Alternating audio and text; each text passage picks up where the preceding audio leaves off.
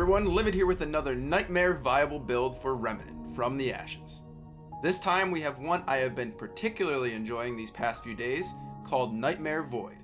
Remember, if you enjoy my content, to go ahead and slap that subscribe button, so let's jump right into it. So what exactly makes this build so great? You'll be able to take down regular enemies, elites, and bosses quickly with high sustained damage. The moment you get into trouble, your guns and melee weapons will provide substantial healing, and if you really panic, you'll always have a get out of jail free card ready to go. The only downsides are hordes of enemies can get a little dicey at times, and healing items like dragon hearts and bloodworts are essentially useless here. With a little practice though, you won't even notice they're gone. We are going to start this build off by discussing the jewelry slots to get a feel for the build overall, as it's centered around these pieces. Now, despite it being a hardcore drop, the Ring of Supremacy would 100% be my first choice here, granting you a flat 25% damage increase across all of your damage sources, simply by having your health be at full for at least 5 seconds. Now, how are we going to make sure that this ring is always enabled? Well, I'll touch on that in a second. For the second ring slot, another hardcore drop ring shows up in the form of the Empowering Loop. It is another awesome ring that provides a massive 30% damage bonus to all ranged damage at the cost of 20% of your fire rate, which can once again be easily mitigated with talents and your choice of weapons. For our necklace, we're going to use one more hardcore drop item, the Nightmare Spiral. Now this one I was super skeptical of at first, as a reward from the final boss on hardcore, but after playing with it, I honestly never want to take it off.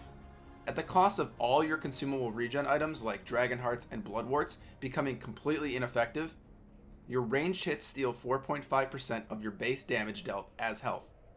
And honestly, after using it, this thing chunks regens your entire maxed out health pool in roughly 4 to 5 shots.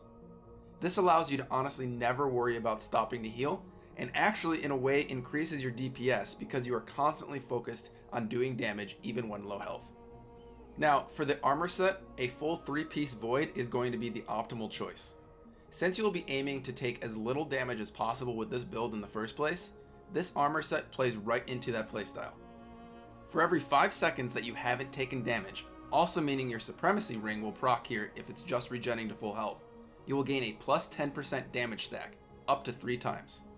Now if you take damage, you will gain a defensive stack instead, also up to 3 times, while removing one of your damage stacks. This also benefits you in times that you take damage, as you want to be tankier in order to get off a few shots to regen your health. The only downside is that this armor puts you into the heavy category, meaning you need to be a bit more accurate with your evade timings. Now as we get into weapons, we're going to once again use my most used sidearm weapon at this point, the Hunting Pistol. The Hunting Pistol has a base 15% crit chance bonus with a whopping 315 base damage per shot at level 20. So it gives us a really solid chance for high damage crits, especially if we're aiming for headshots constantly. It also gives us solid range, and with this build, we don't exactly want to have enemies right up close to us anyway. The key mod, in my opinion, for this slot is Song of Swords, which projects a 20-meter aura that grants you and all allies a 30% damage bonus for 30 seconds. Since it charges incredibly fast off of a hunting pistol shot, you will have an extra 30% damage boost up almost all the time. Now for the long gun weapon choice, I can honestly leave it up to you here, but I personally prefer for this build the hunting rifle. It has a relatively quick fire rate, has amazing range, boasts a base 10% crit chance modifier, and has a 165 base damage at level 20, so a little more than half the hunting pistol. Now once again, we want to stay at range with this build as much as possible, and this lets us capitalize on just that. Now the mod I'd recommend here would be Flicker Cloak.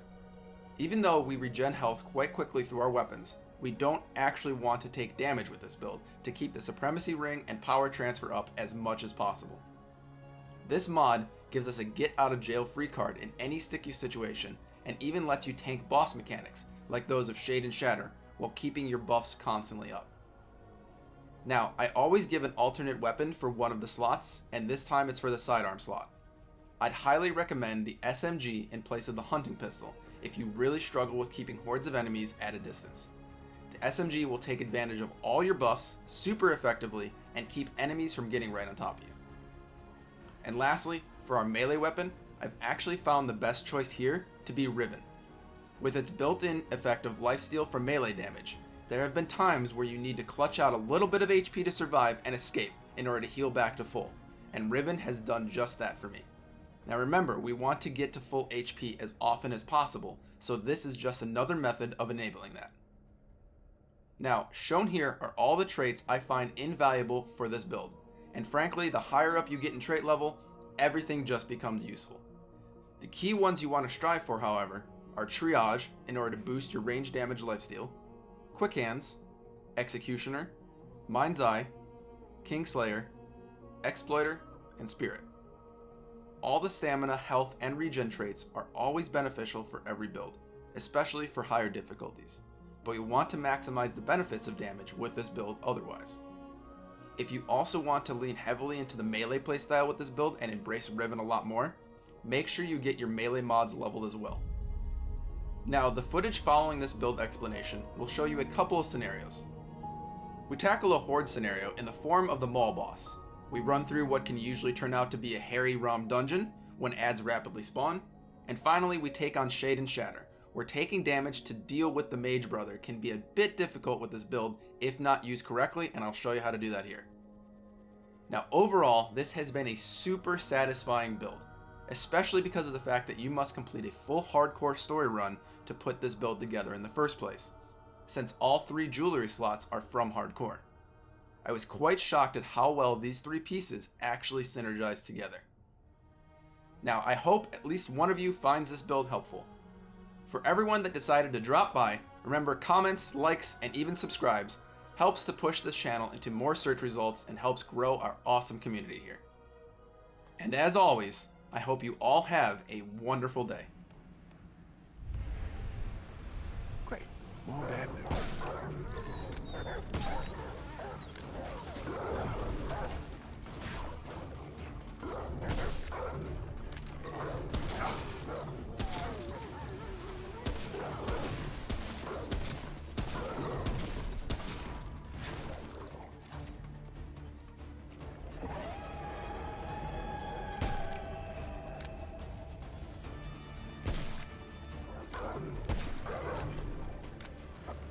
God, what is that?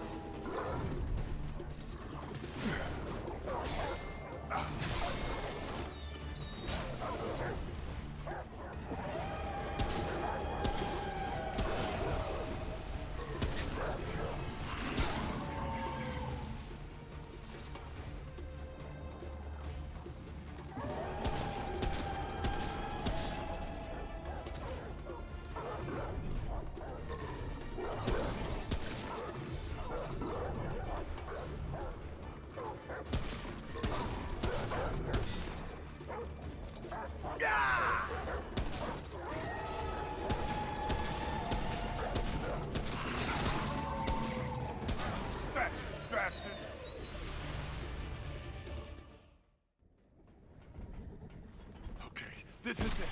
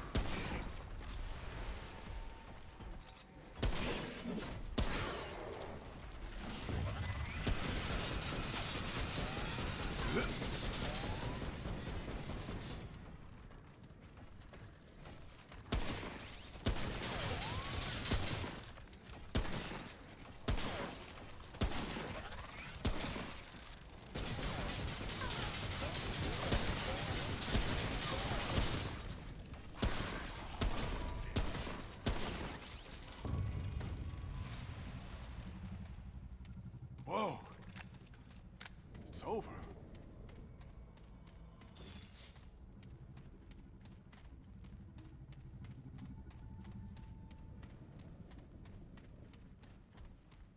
Ah!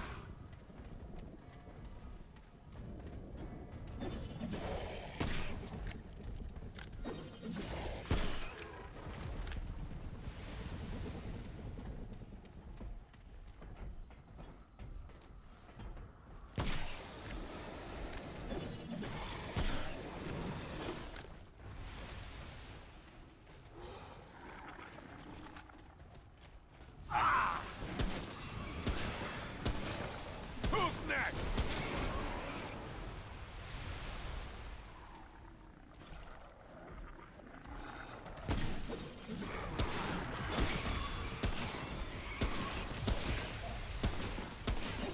That all you got?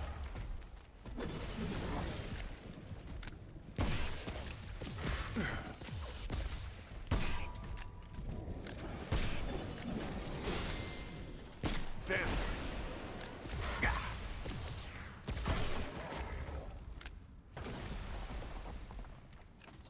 Whoa. It's over. Bag's full.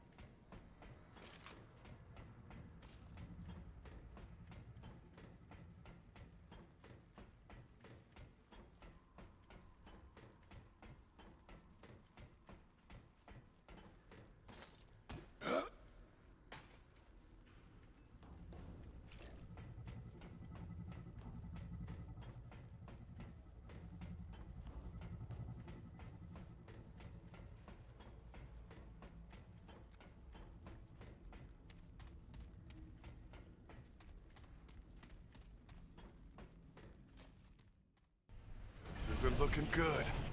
What? Oh, shit!